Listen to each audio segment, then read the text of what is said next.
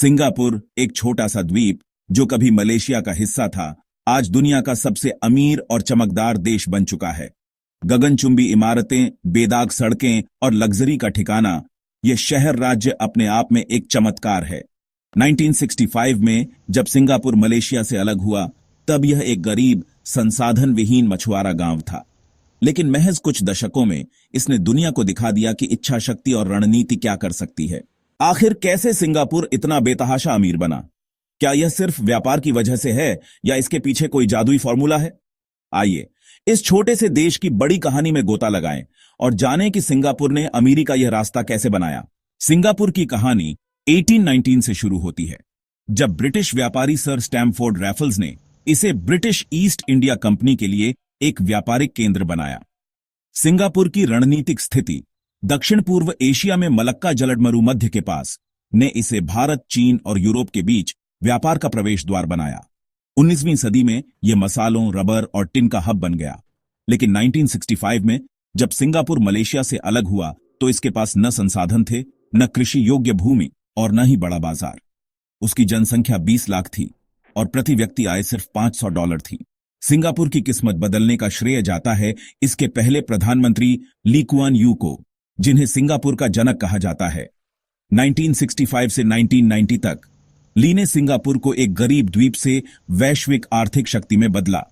उनकी रणनीति साफ थी, सिंगापुर को व्यापार, निवेश और नवाचार का केंद्र बनाना।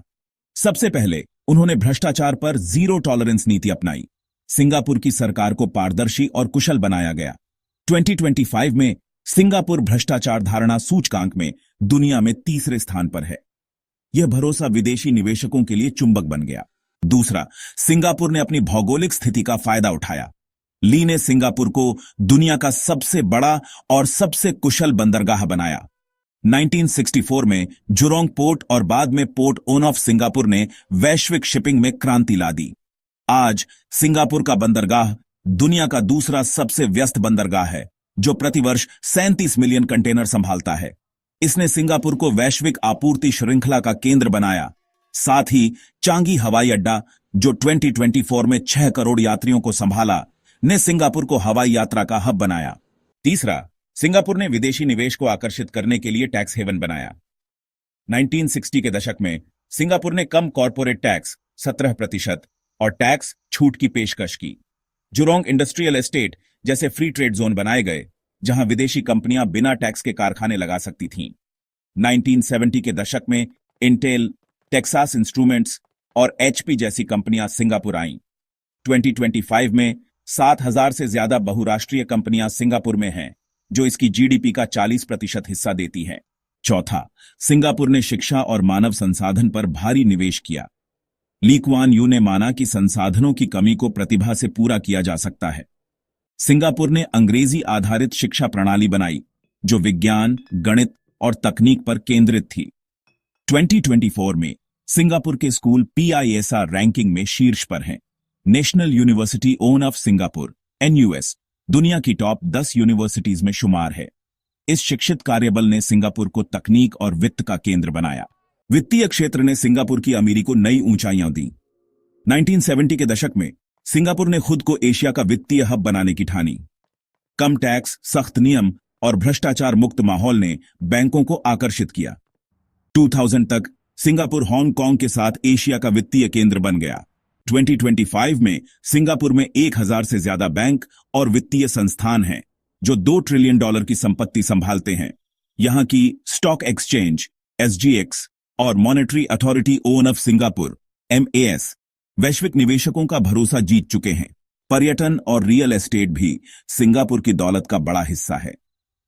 2010 में मरीना बे सैंड्स, वह आइकॉनिक होटल जिसकी छत पर इन्फिनिटी पूल है, खुला, जिसने सिंगापुर को पर्यटन का ग्लोबल डेस्टिनेशन बनाया। 2024 में सिंगापुर ने 1,90,00,000 पर्यटकों को आकर्षित किया, जो इसकी जीडीपी का 10% हिस्सा लाए। रियल एस्टेट में सिंगापुर की गगनचुंबी इमारतें और लग्जरी अपार्टमेंट्स अमीर निवेशकों को लुभाते हैं। 2024 में सिंगापुर की प्रॉपर्टी मार्केट ने $50 बिलियन का कारोबार किया। सिंगापुर की सरकार ने नवाचार को बढ़ावा दिया। 1990 के दशक से सिंगापुर ने टेक्नोलॉजी और स्टार्टअप्स पर ध्यान दिया। स्मार्ट नेशन इनिशिएटिव 2014 ने सिंगापुर को डिजिटल और एआई हब बनाया। 2025 में सिंगापुर में 4000 से ज्यादा टेक स्टार्टअप्स हैं, जैसे ग्रैब और सी लिमिटेड। ब्लॉकचेन और क्रिप्टो में भी सिंगापुर अग्रणी है, जहां एमएएस ने डिजिटल करेंसी के लिए नियम बनाए हैं। क्या सिंगापुर की अमीरी में कोई अंधेरा है? हां, सिंगापुर की अर्थव्यवस्था प्रवासी मजदूरों पर निर्भर है, जो भारत, बांग्लादेश और फिलीपींस से आते हैं। 2025 में सिंगापुर की 57 लाख आबादी में 15 लाख प्रवासी मजदूर हैं। ये लोग निर्माण, सफाई और घरेलू काम करते हैं, लेकिन कम वेतन और खराब रहन सहन की स्थिति का सामना करते हैं। 2020 में कोविड-19 के दौरान मजदूरों के तंग हॉस्टलों में संक्रमण फैला, जिसने मानवाधिकार संगठनों का ध्यान खींचा। सिंगापुर की सख्त नीतियां भी विवादास्पद हैं। यहां अभिव्यक्ति की आजादी सीमित है और सरकार का नियंत्रण ज्यादा है। 2024 में फ्रीडम हाउस ने सिंगापुर को आंशिक रूप से स्वतंत्र माना। सख्त कानून, जैसे ड्रग्स पर फांसी और च्यूइंग गम पर प्रतिबंध, सिंगापुर को अनुशासित बनाते हैं, लेकिन कुछ लोग इसे दमनकारी मानते हैं। साथ ही सिंगापुर में असमानता बढ़ रही है।